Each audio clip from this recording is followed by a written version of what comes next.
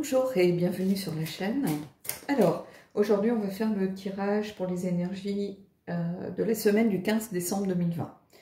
Alors, j'ai pas fait de tirage la semaine dernière, d'ailleurs je sais pas si quelqu'un s'en est aperçu en réalité, mais bon, peu importe. J'avais une énorme migraine, j'ai essayé mais j'arrivais à rien, donc j'ai lâché l'affaire. Je peux vous raconter de crack, voilà, le fin mot de l'histoire. Petite info, je vais essayer d'aller dans ma famille autour du 20 jusqu'au tout début janvier. Je vais essayer de programmer des vidéos pour que vous ne soyez pas en manque de contenu. Par contre, je ne pourrai pas faire de guidance privée. Déjà parce que j'ai pas de connexion internet chez mes parents. Et puis, je ne vais pas aller forcément sur les réseaux. Donc, ceux qui veulent des guidances pour le début d'année, ça ne vous empêche pas de m'envoyer un mail parce que premier arrivé, premier servi, je vous prendrai dans l'ordre d'arrivée des mails. Voilà. Je sais que souvent à cette période de l'année, les gens aiment bien soit faire un petit bilan sur l'année qui s'est écoulée, faire un point pour savoir un petit peu où ils en sont, de leur énergie, de leur motivation, de leur développement, de leur propre route, soit commencer à avoir un petit peu les énergies pour la nouvelle année éventuellement. Donc, n'hésitez pas à me contacter. Alors, vous n'aurez pas de retour, mais j'essaierai de vous répondre dès que je reviendrai. Voilà. Mais ne vous étonnez pas, c'est ça que je veux vous dire. Parce que moi, mon téléphone, c'est pour téléphoner. Je ne vais pas sur Internet avec mon téléphone. Donc,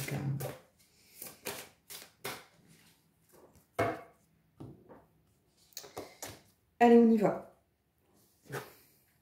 L'alchimie. Regardez cette carte magnifique.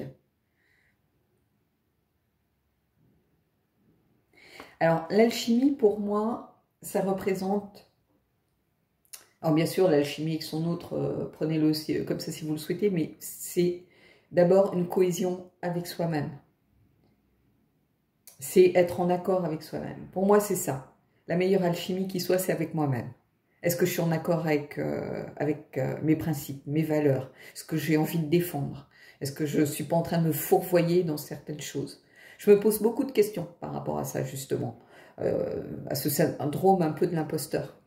Et l'alchimie, c'est aussi une façon de me reconnecter à moi-même et au monde qui m'entoure. Retrouver ma place et être en osmose, en harmonie avec cette place. C'est ça que ça me fait penser ici, l'alchimie, pour moi. Alors, je ne sais pas ce que dit le livre par rapport à ça. Je regarde juste les intentions de départ, pourquoi l'auteur a créé l'oracle et ce genre de choses. Après, je m'en fous. Voilà. Donc, à part certains oracles très, très compliqués, où là, je vais aller un petit peu travailler de façon personnelle, mais encore, je vais me l'approprier et travailler à ma manière. Mais ici, l'alchimie, c'est ma place dans le monde et ma place par rapport à mes valeurs, mes principes, ce que je défends, ce que j'ai envie de véhiculer aussi, ma façon de me comporter aussi, d'être en osmose avec le monde et les autres. C'est à ça que ça me fait penser.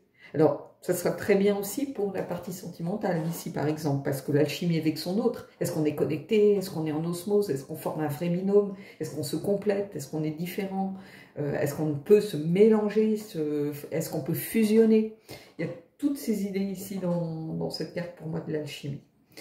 Alors, on va aller prendre des cartes du Game of Thrones pour aller voir un petit peu ce que ça vient nous dire. Alors, c'est un jeu que vous voyez beaucoup en ce moment, mais c'est un jeu que j'adore. J'avais peur de ne pas m'y connecter. Je l'avais acheté surtout parce que je voulais un jeu un peu masculin, une énergie un peu plus masculine. Et en fait, j'adore ce jeu, mais j'aime tout. J'aime l'énergie qu'il dégage, j'aime les couleurs, j'aime les personnages, j'aime la façon dont sont traitées toutes les cartes. Alors, j'ai pas encore fait de guidance avec, mais c'est un jeu vraiment qui me plaît. Vous ne pouvez pas savoir à quel point. Alors, c'est pas un jeu avec lequel je travaille. C'est-à-dire, c'est pas le tarot des vampires, c'est pas le Mariel. Mais pour faire des tirages pour moi ou pour la chaîne, je trouve que c'est un jeu vraiment super intéressant. Et il vient dans un joli petit coffret. Alors, mon seul bémol, c'est le bouquin. Il y a un petit... Bon, le bouquin en lui-même est très intéressant. Les messages, les cartes sont vraiment intéressantes. Et d'ailleurs, je suis en train de travailler dessus pour pouvoir me l'approprier beaucoup plus, parce que là, je le traite comme un rider. Par contre, mais alors, il y a des fois, c'est écrit, mais c'est même pas en patte de mouche, c'est un caractère 3. Jusqu'à 5, je crois qu'après, on peut plus lire, mais il y a certains trucs, il me faut une loupe. Donc, ça, je trouve ça un petit peu dommage, par contre. Mais pour ceux qui sont intéressés, c'est vraiment un jeu que j'aime beaucoup, qui est très surprenant. Allez, on va aller voir ce qu'il a à nous dire. La reine de lance, la séductrice, celle qui sait ce qu'elle veut dans la vie, qui a une autorité naturelle, qui n'a pas besoin d'élever la voix, celle qui en impose, en fait. Alors, ça peut être à travers la séduction, séduire une chaise, hein, la reine de lance, la reine de bâton. C'est pas de la séduction pour draguer, c'est la séduction un petit peu pour arriver à ses fins, pour manipuler. Donc, elle peut séduire des hommes, des femmes, des animaux, des enfants, peu importe. Hein. C'est pour faire passer ces choses par la douceur, par la séduction, et pas en force. Hein. C'est plutôt quelqu'un qui est un petit peu dans la manipulation. Hein. Donc, ici... on a quelqu'un qui a besoin d'arriver à imposer quelque chose. C'est ça que je ressens ici. Qui sait ce qu'il veut. Donc on va aller voir quoi. Qui voudrait se débarrasser des casse-couilles en fait. C'est ça. Allez, le 10 de bâton. Hein. Et là, le roi de coupe. Donc, on a un roi, une reine, un couple et quelque chose qui pèse, quelque chose qui est un poids, un fardeau. Quelque chose qui vient se mettre peut-être en travers de ce couple. C'est-à-dire quelque chose qui prend beaucoup de place, qui empêche justement cette alchimie de se faire. Qui vient, c'est un peu l'huile et l'eau, il manque l'émollient. En fait, pour réussir à ce que l'huile et l'eau fusionnent, il manque quelque chose ici.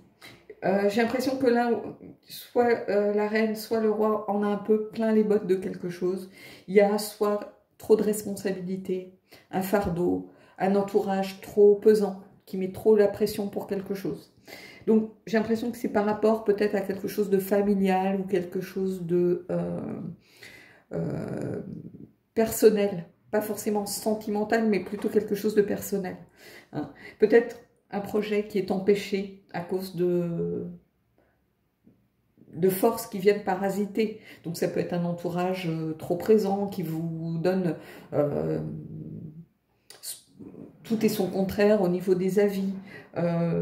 Peut-être une pression financière trop importante. Ça peut être justement pour partager quelque chose, travailler en couple sur quelque chose. Ça peut être peut-être un domaine professionnel, donc peut-être monter une entreprise.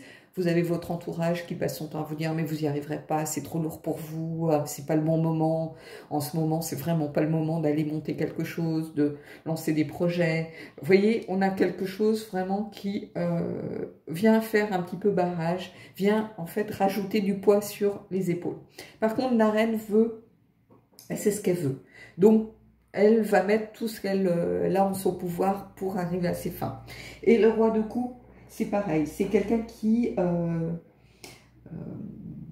est solide, qui est maître de lui, qui ne se fait pas forcément piéger par ses émotions.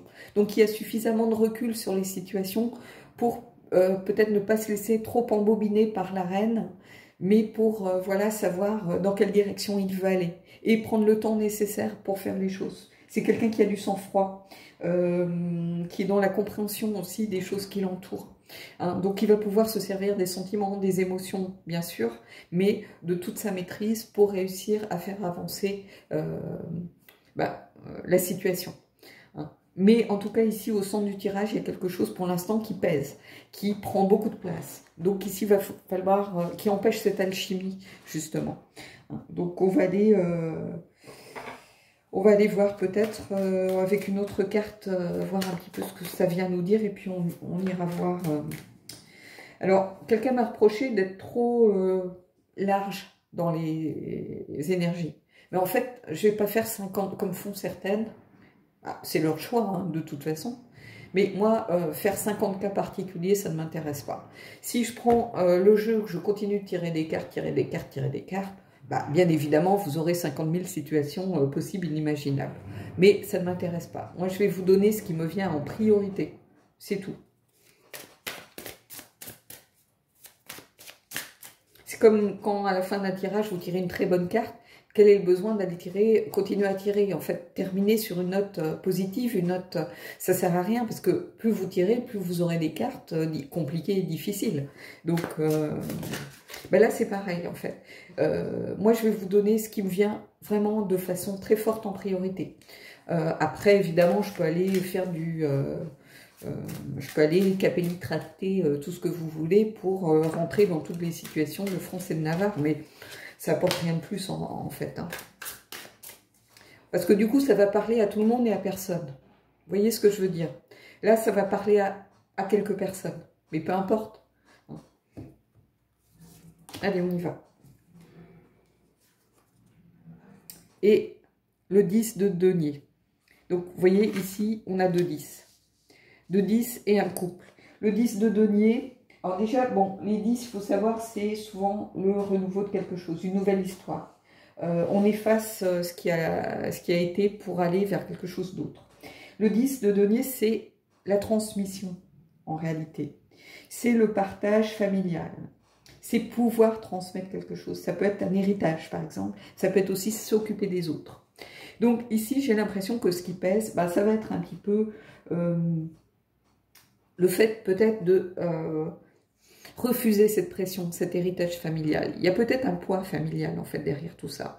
Cette alchimie, elle est peut-être pas possible à cause de la pression familiale ici. Hein. On a quelque chose de l'ordre de la passion, quelque chose de passionnel. Passionnel, c'est pas seulement l'amour. Passionnel, ça peut être quelque chose qui est lié à notre éducation, à nos parents. Hein. On peut avoir des relations très passionnelles avec ses parents, ses frères et sœurs. La jalousie, c'est une relation passionnée, par exemple. Hein. Et ici, bah, peut-être que tout simplement, on refuse de rentrer dans ce jeu-là. Hein. Simplement parce qu'on voudrait transmettre autre chose. On voudrait être capable de pouvoir transmettre un héritage sain. Ici, c'est cette notion-là que je vois. C'est trouver justement cette alchimie pour pouvoir transmettre quelque chose de sain.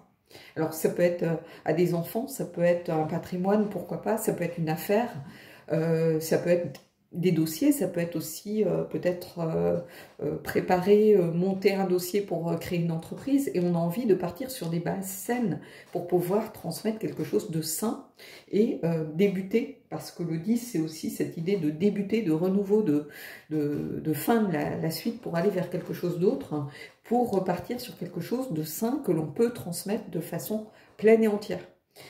Ici, c'est ça que je... Allez, on va prendre The Elemental Oracle.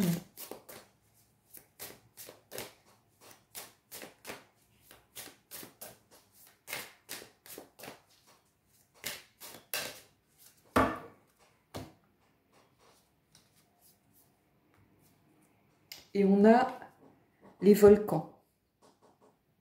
Le pouvoir. Le 9. Reprendre son pouvoir. Ici. Alors, le 9, si on fait référence aux arcanes majeures, le 9, c'est l'ermite. C'est quelqu'un qui se recentre sur lui-même pour tirer des leçons, tirer un enseignement d'une situation, d'un parcours, d'une mission de vie, peu importe. Donc c'est quelqu'un qui se recentre sur lui-même pour retrouver du pouvoir, pour reprendre du pouvoir, reprendre de la connaissance. Et ici, c'est un petit peu à ça que ça me fait penser. Hein. C'est-à-dire reprendre du pouvoir pour mener à bien sa tâche, pour mener à bien son projet, pour mener à bien ses objectifs. Hein. Retrouver du pouvoir et se recentrer si besoin en réussissant à se libérer de ce qui nous pèse justement, de voir ce qui est essentiel dans la vie. Pour retrouver cette alchimie. Vous voyez, ici on a des couleurs, on retrouve cette harmonie un petit peu d'orange. Voilà, il y a un lien pour moi entre ces trois cartes, que ce pouvoir on va le retrouver en retrouvant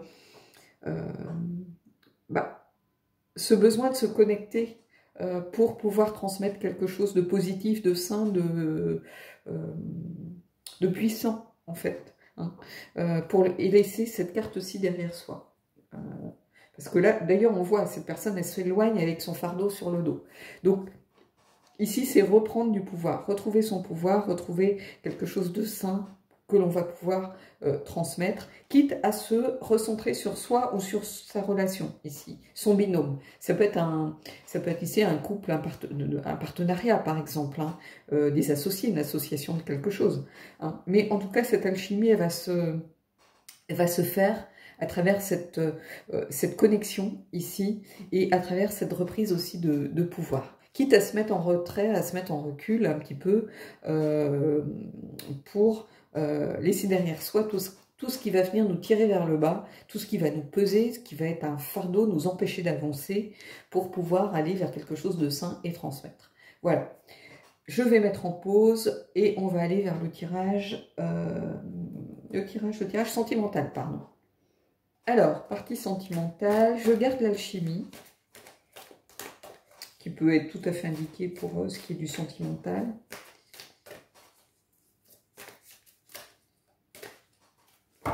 Et on va prendre une carte des êtres d'ombre et de lumière. Et on a Lady with a Bush Egg. Sagesse ancienne. Ah ah. Donc ici, on va vous demander peut-être d'aller tirer les leçons un petit peu du passé. C'est-à-dire peut-être de vous pencher un petit peu sur vos anciennes relations et voir les schémas que vous répercutez continuellement au présent. Peut-être les erreurs que vous avez pu mettre en lumière. Peut-être aussi tirer les leçons. Ici, c'est à ça que ça me fait penser. D'aller tirer les leçons un petit peu des relations passées. C'est-à-dire pour ne pas reproduire les mêmes schémas, reproduire la même façon de se construire dans sa relation, en fait. Donc, on va aller prendre le tarot des vampires. Si, les amis, qui est au fin fond d'un placard, qui m'a appelé. C'est pas un tarot que j'ai sous les yeux continuellement. Donc quand il m'appelle, je l'écoute, en général. Donc on va prendre 3 cartes du tarot des vampires. Et je vais le compléter avec 3 cartes oracles. Je ne vais pas regarder les cartes. Je voudrais juste poser un petit peu mes affaires. Juste ça. Et je vais prendre 3 cartes oracles. D'un jeu qui va bien aller avec le tarot des vampires. Oups. Allez.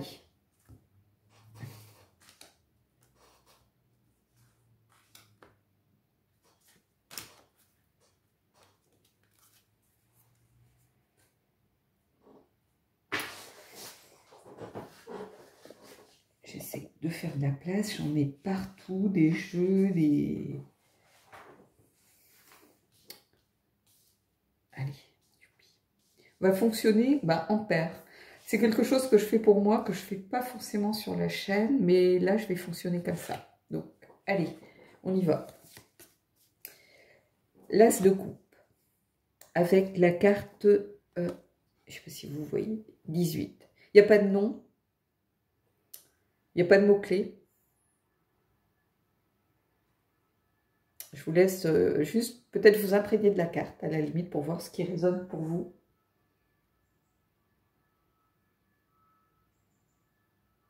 Et ici, alors c'est fou parce que c'est le rêve de la princesse, cette carte. Non, non, mais je ne vous mens pas, c'est comme ça que cette carte s'appelle. Je dois avoir le livre ici. Et un des mots-clés, c'est nouvelles opportunités. L'As de coupe, c'est l'As de calice ici, c'est nouvelles opportunités. émotionnel. Le fait d'y aller, le fait d'avoir peut-être une nouvelle relation, une nouvelle aventure. Donc ici, on a deux cartes, vous avez vu, je les ai tirées devant vous, qui viennent en fait se compléter. Le rêve de la princesse, c'est une renaissance, une nouvelle opportunité, le soin et l'attention, prêter attention à quelque chose qui se met sur notre route. Et ici, j'ai l'impression que pour certains d'entre vous, il y a peut-être une nouvelle relation qui se met en route. En tout cas, il y a une nouvelle opportunité émotionnelle qui va s'offrir à vous ici. Quelque chose, en fait, de sincère. Je ressens de la sincérité ici. Ne me demandez pas pourquoi, c'est quelquefois je ne sais pas. Peut-être quelque chose justement qui va trancher avec ce que vous avez vécu précédemment, en réalité. Mais ici, je ressens la sensibilité, la sincérité, quelque chose de presque de l'ordre du spirituel. Mais en tout cas, un nouveau début, une nouvelle relation qui s'amorce. Alors, ça peut être une relation spirituelle, hein, c'est pas forcément une relation amoureuse ou sexuelle. Hein. Voilà, chacun verra midi à sa porte et prendra ce qui résonne. Ça peut être une vraie connexion profonde avec quelqu'un, hein, qui pourra après évoluer vers quelque chose de sentimental, pourquoi pas, mais déjà une vraie connexion. Un feeling, si vous préférez. Alors, ici, qu'est-ce qu'on a? 9 de denier et la carte 17. Alors, je les ai mélangés hein, pourtant, donc regardez. Je vais vous les montrer. Mais j'essaye qu'il n'y ait pas de reflet, mais voilà. Le 9 de denier et la carte 17. Alors, le 9 de denier, bah, ça représente évidemment la richesse, l'accomplissement, l'estime de soi. Et c'est super intéressant parce que cette carte numéro 17, en fait, c'est la carte de la vérité. Je ne sais plus comment elle s'appelle, je crois que c'est le miroir de la vérité. La vérité, ou c'est quelque chose en lien avec cette recherche de vérité. La détermination, l'affirmation, l'ambition. Cette volonté de regarder sa vérité en face. Et ici, on a l'estime de soi. Donc, qu'est-ce que ça vient me dire ici? C'est le fait de s'aimer soi-même pour pouvoir grandir, avancer et avancer sur le plan émotionnel. Vous ne pouvez pas, donc ici, cette notion de détermination, d'affirmation de soi, d'ambition, ce que ça vient me dire, c'est-à-dire qu'avec associé à ce 9 ici, c'est que vous ne pouvez pas aimer quelqu'un sans vous aimer vous-même. Alors, vous allez me dire que je radote, mais des fois j'ai l'impression qu'il faut dire quand même les choses plusieurs fois pour que certains les comprennent. C'est-à-dire que quand je dis vous ne pouvez pas aimer quelqu'un si vous ne vous aimez pas, comment vous pouvez penser que l'autre est sincère quand il vous dit qu'il vous aime ou qu'elle vous dit qu'elle vous aime, alors que vous ne vous aimez pas, vous ne vous sentez pas digne d'être aimé, vous ne vous sentez pas aimable des autres. Donc ici, c'est une reprise de pouvoir, un retour à regarder la vérité en face pour retrouver sa propre estime, pour pouvoir s'ouvrir à nouveau dans une relation et se projeter dans une relation sincère. Il y a encore ici cette idée de sincérité. Hein. Et on vous demande d'être ici, par contre, là on vous indiquait que c'était une nouvelle relation sincère, là on vous dit plutôt d'être sincère avec vous-même, de regarder votre propre vérité. Ici, c'est regarder la vérité en face. C'est, je crois, le miroir de la vérité. Hein. On a ce personnage qui regarde vraiment droit devant, qui vous regarde dans les yeux. Voilà, sans reflet si possible, voilà, et qui ne doit pas avoir peur de se regarder, en fait. Donc c'est une carte très intéressante parce que, pour pas dire de bêtises, cette carte 17 en tarot, ça peut être, c'est pas que ça peut être, c'est l'étoile. Donc c'est cette carte de l'espoir, de l'espérance, de la guérison aussi. Le fait de réussir à s'aimer soi-même, c'est une certaine forme de guérison. C'est s'accepter tel que l'on est. Et quand on s'accepte tel que l'on est, c'est là que l'on peut aller vers les autres, en toute sincérité et sans masque, dans sa vérité nue, en fait. Donc, ici, c'est vraiment aussi une très belle carte. Donc, pour pouvoir aimer quelqu'un de façon sincère, pleinement, construire quelque chose de stable et de durable, il faut commencer par s'aimer soi-même. Donc, se pardonner si nécessaire, hein, ça peut être ça aussi avec l'étoile. Guérir aussi par rapport à certaines peut-être erreurs, certaines relations toxiques, certaines choses du passé, où on vous dit tirer les leçons du passé pour pouvoir avancer. Et on va aller ici maintenant voir la troisième paire, on va voir ce que ça vient nous dire. Et là, on a la justice et la carte 36.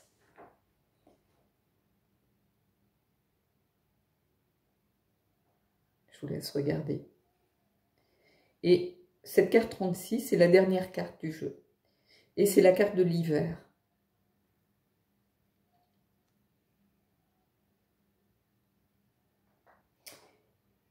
Et c'est cette carte de l'hiver qui indique la renaissance, en fait, aussi. C'est-à-dire ce moment où la végétation va se préparer à renaître. C'est-à-dire la période d'hiver, c'est là où la végétation se met en hibernation, hein, de façon à se reconstruire, de façon à prendre des forces pour pouvoir éclore et préparer cette renaissance voilà, du printemps. Et ici, je vais reposer les cartes parce que vous aurez peut-être moins de reflets finalement. Je vais juste... on va les décaler un petit peu de façon à ce que vous puissiez voir les trois. Voilà. J'espère que c'est un peu mieux. Et ici, ce que ça vient me dire en fait... La justice, c'est, comment je pourrais vous dire ça, le sens des responsabilités. Et ici, c'est à ça que ça me fait penser. C'est savoir se protéger, savoir prendre du recul, savoir, comment je pourrais vous dire ça,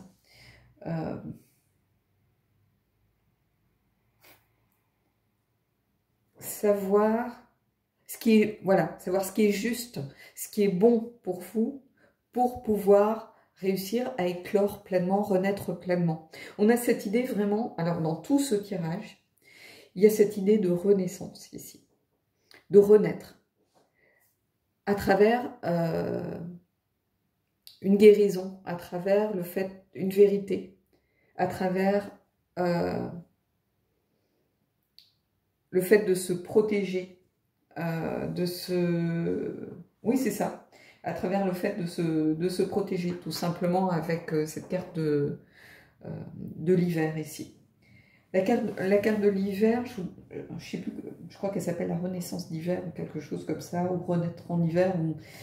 C'est la carte de la confiance en soi, en fait, aussi.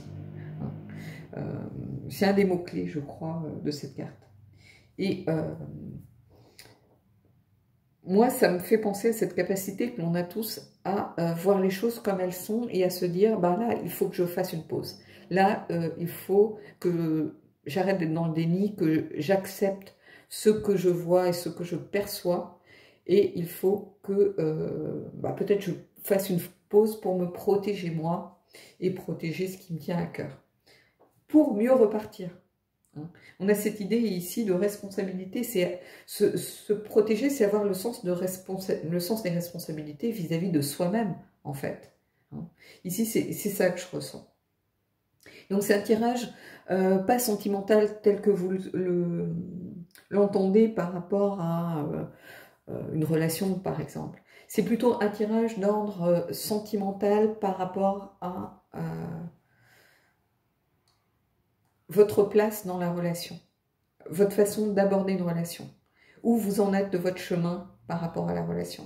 Ici, on a une vraie cohérence, parce que cette alchimie, c'est ce que je vous disais en début, hein, rappelez-vous, cette alchimie, c'est une alchimie par rapport à soi. Ici, cette carte, c'est tirer les leçons.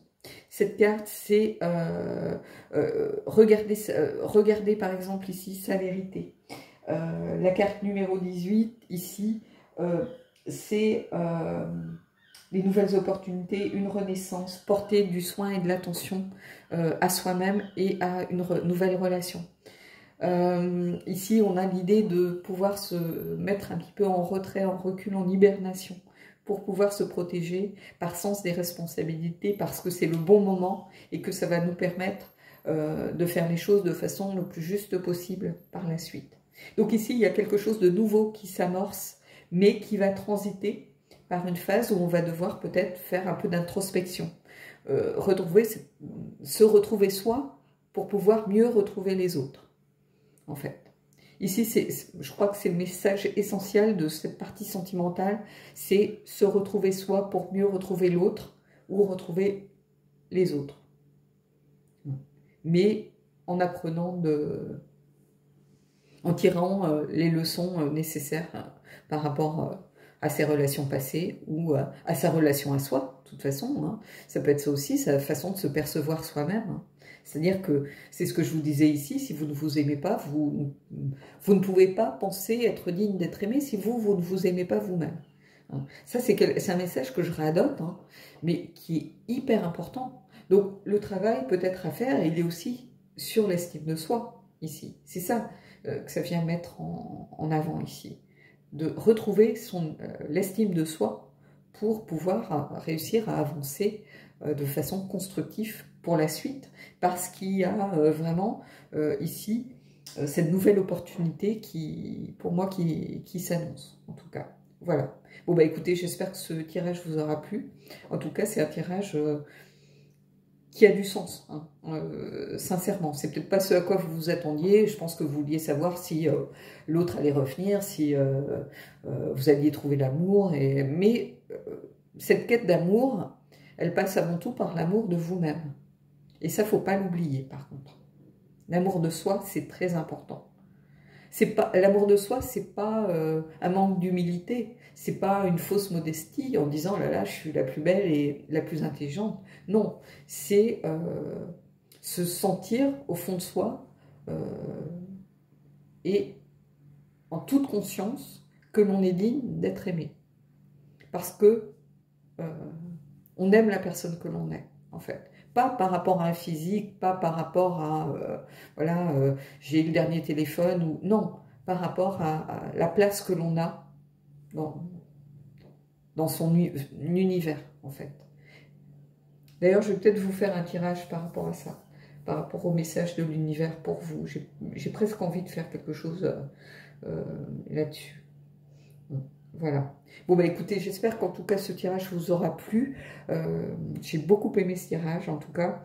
Et je vous dis à bientôt pour une prochaine guidance.